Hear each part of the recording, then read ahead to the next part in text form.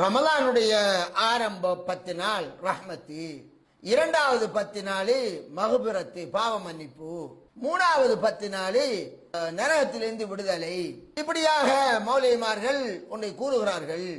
இது உண்மையான செய்தியா என்று ஒரு கேள்வி கேட்கிறார்கள். சகோதரர்களே, இது ஒரு ரசூலுல்லாஹி ஸல்லல்லாஹு அலைஹி வஸல்லம் அவர்களை தொட்டு பெறக்கூடிய ஒரு நீளமான ஹதீஸில் வரக்கூடிய ஒரு செய்தி. ஆனால் இந்த செய்தி பலகீனமான ஒரு அறிவிப்பாளர் வாயிலாகத்தான் இந்த செய்தி வந்திருக்கிறது. இந்த பேஸ்புக்கும் ட்விட்டரும் வாட்ஸ்அப் தான் அவர்களுக்கு அறிவிப்பாளர்கள். அறிவிப்பு வந்தால் எடுத்து சொல்வார்கள். எத்துணை இட்டு கட்டப்பட்ட ஹதீசுகள் எம்மிடத்தில் இருக்கிறது தெரியுமா? ரமலானுடைய முதல் 10 எதற்காக? அல்லாஹ்வுடைய அருளுக்காக. இரண்டாவது 10 எதற்காக?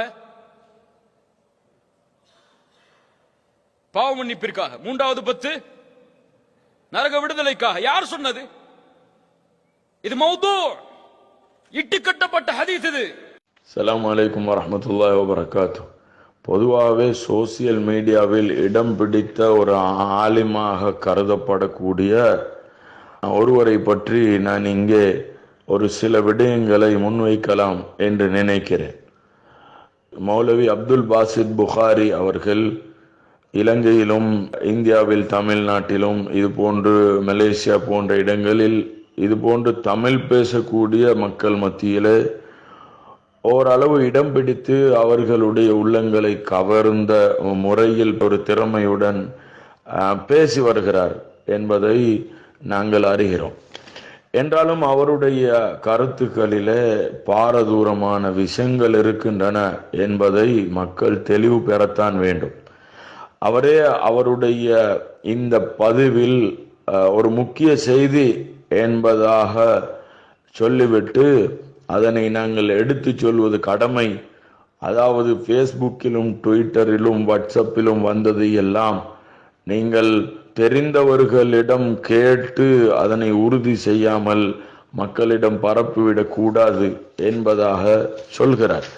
ஆனால் இவர் எந்த கொள்கையில் இருக்கிறாரோ அதே கொள்கைவாதிகள் தொடராக 30-40 ஆண்டுகளாக உலகெங்கும் மக்கள் மத்தியிலே அவர்கள் வாழ்ந்து வந்த அந்த பாரம்பரியத்தில், அவர்கள் பின்பற்றிய மதுஹபில், அவர்கள் கொள்கையாக கொண்ட அகீதாவில் சந்தேகங்களை உருவாக்கி மக்களை இருக்கின்ற நிலைப்பாட்டில் சந்தேகிகளாக மாற்றி அதற்கு பின்னால் அவர்களை தள்ளாட தடுமாற்ற வைத்த பெருமை ஷேக் உங்களையே சாரும் என்பதை நீங்கள் மறந்துவிடக் கூடாது. நீங்கள் இந்த பதிவிலும் கூட தஈஃபான ஹதீஸ்களை பற்றி பேசுகிறீர்கள். இதே போன்ற ஒரு ஹதீஸை மௌது என்று சொல்கிறீர்கள். பாருங்கள், அவ்வலுஹு ரஹ்ம அவுசதுஹு மக்ஃபிரஹ் வ ஆகிருஹு இத்கும் மினன் நார். இந்த ரமலானுடைய ஆரம்பம் ரஹ்மத்து, நடுப்பகுதி அது பாவ மன்னிப்புக்குரியது, மூன்றாவது பகுதி கடைசி பகுதி அது இத்கும் மினன் நார், நரகத்துடைய விடுதலைக்குரியது என்று வருகின்ற ஒரு ஹதீஸ். இது அத்தர்கீப் வ தர்ஹீபிலே அல்லாமா முந்திரி ரஹிமஹுல்லாஹ் அவர்கள் பதிவு செய்கிறார்கள். இந்த ஹதீஸை இமாம் திர்மிதி ரஹிமஹுல்லாஹ் அவர்கள் ஹசன் என்று சொல்லி இருக்கிறார்கள். இப்னு ஹஜர் ஐத்தமி மக்கி ரஹிமஹுல்லாஹ் அவர்கள் இதனை சிலர் சஹீஹ் என்று சொன்னதாக சொல்கிறார்கள், சிலர் தஈஃப் என்று சொல்லி இருக்கிறார்கள். இந்த ஹதீஸ் தஈஃப் என்று தான் நாங்கள் வைத்துக் கொள்வோம். இதனை நீங்கள் மௌது என்று சொல்கிறீர்கள். மௌது என்றால் இட்டு கட்டப்பட்ட செய்தி. இட்டு கட்டப்பட்ட செய்தி என்பது தஈஃபான ஹதீஸ் அல்ல. தஈஃபான ஹதீஸ் என்றால் என்ன என்பதையும் நீங்கள் ஒருவேளை கற்றிருப்பீர்களோ. பொதுவாகவே ஹபருல் அஹாத் என்று சொல்லப்படக்கூடிய வன்னியத்தான சுபூத்துள்ள செய்திகளை தான் மூன்றாக பிரிப்பார்கள். அதாவது சஹீஹ், ஹசன், தஈஃப் என்று மூன்றாக பிரிக்கப்படுவது. இவைகள் அனைத்துமே வன்னியான தலீல்களாக இருக்கின்றன. இது உலமாக்களுக்கு விளங்க ஒரு சில வார்த்தைகளை சொன்னேன். என்றாலும் இந்த வன்னியான அஹ்பார்களிலே சஹீஹான ஹதீஸை பொதுவாகவே சட்டங்களுக்கு ஆதாரமாக குறைந்தபட்சம் ஹசனான ஹதீஸாக இருக்க வேண்டும் என்பது அது உசூலிலே இருக்கிறது. என்றாலும் தஈஃபான ஹதீஸை பொறுத்தவரை அதன் மூலமாக சட்டங்கள் எடுக்கப்பட மாட்டாது. பொதுவாகவே சட்டங்களுடைய அடிப்படை ஹதீஸ்களாக தஈஃபான ஹதீஸ் அமையாது. ஆனால் அந்த ஹதீஸ்களை, தஈஃபான ஹதீஸ்களை ஃபதாயிலுக்காக, அதாவது சிறப்புகளை பயான் செய்வதற்காக பயன்படுத்த முடியும் என்பதுதான் ஒட்டுமொத்த முஹத்திஸூன்களுடைய தீர்ப்பாக இருக்கிறது. இதனைத்தான் வாழையடி வாழையாக உலமாக்கள் அமல் செய்து வந்திருக்கிறார்கள். அன்றிலிருந்து, அதாவது 3 நூற்றாண்டுகளுக்குள்ளால் ஹைருன் நாஸ் என்று வர்ணிக்கப்படக்கூடிய மக்களிலே சிறந்த காலத்திலிருந்து இன்று வரை உலமாக்கள் இதனை பின்பற்றி வந்திருக்கிறார்கள். ஃபதாயிலுடைய விடயங்களிலே, அதாவது தஈஃபான ஹதீஸை எடுத்து சொல்வது இது உலமாக்களுடைய வளமையாக இருந்திருக்கிறது. அப்படி எடுத்து சொல்வதில் எந்த குற்றமும் கிடையாது என்பதுதான் முஹத்திஸூன்களுடைய, முஹக்கிகூன்களுடைய தீர்ப்பாக இருக்கிறது. பொதுவாகவே ஹதீஸுடைய விடயத்திலே முத்தஷத்திதுகள், அதே போன்று முத்தவஸ்ஸித்துகள், முத்தசாஹில்கள் என்று 3 பகுதியினர்கள் இருக்கிறார்கள்.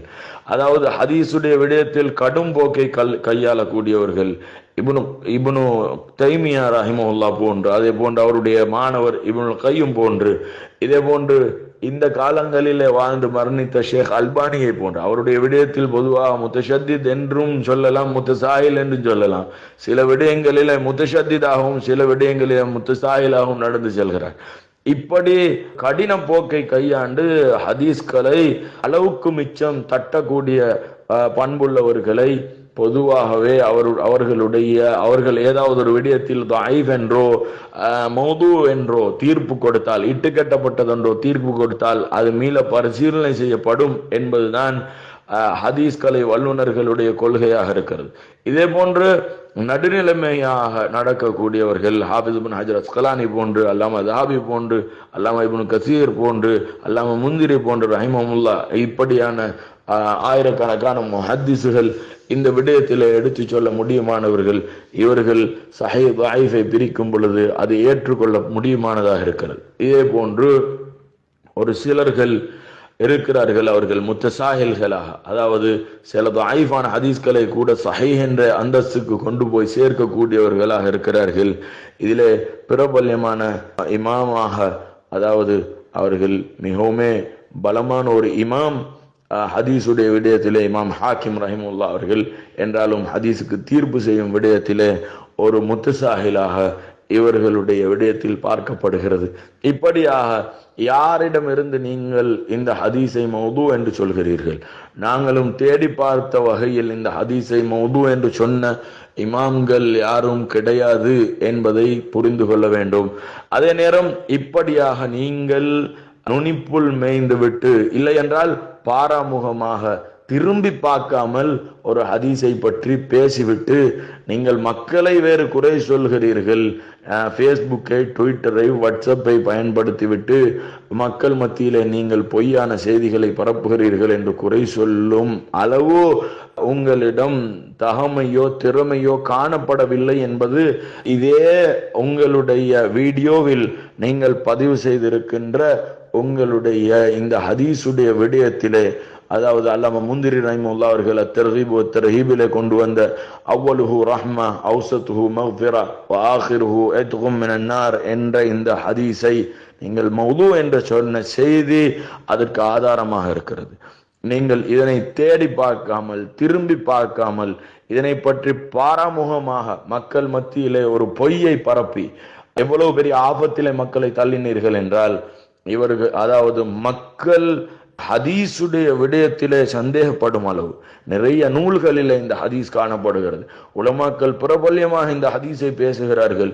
அப்படி என்றால் எல்லோரும் பொய்யர்களோ என்று சந்தேகிக்கும் அளவு மக்களை தள்ளுகின்றபடி நீங்கள் இந்த ஹதீஸுடைய விடயத்திலே தீர்ப்பு செய்தீர்கள் என்பதை உங்களுக்கு எச்சரிக்கையுடன் அறிய தருவதுடன் மக்கள் மத்தியிலே உங்களை பற்றி நான் எச்சரிப்பது என்னவென்றால், அப்துல் பாசித் புகாரி மௌலவியுடைய பேச்சுக்களை கேட்பவர்கள், இவருடைய விடயத்திலே இவர் என்ன என்ன விடயத்தை எதனை அடிப்படையாக வைத்து சொல்கிறாரோ, எதை ஆதாரமாக முன்வைத்து அதற்கு என்ன தீர்ப்பு அளிக்கிறாரோ அந்த விடயங்களிலே நீங்கள் மீளாய்வு செய்து இவரை பின்தொடர்ந்து இவரிலே என்னென்ன தவறுகள் இவர் விடுகிறார், மக்களுக்கு எப்படி தப்பாக வழிகாட்டுகிறார் என்பதை விளங்கி அவருடைய தப்புகளிலிருந்து மக்கள் எச்சரிக்கையாக நடக்க வேண்டும் என்று கேட்டு விடை பெறுகிறேன். அஸ்ஸலாமு அலைக்கும் வரஹ்மத்துல்லாஹி வபரகாத்துஹு.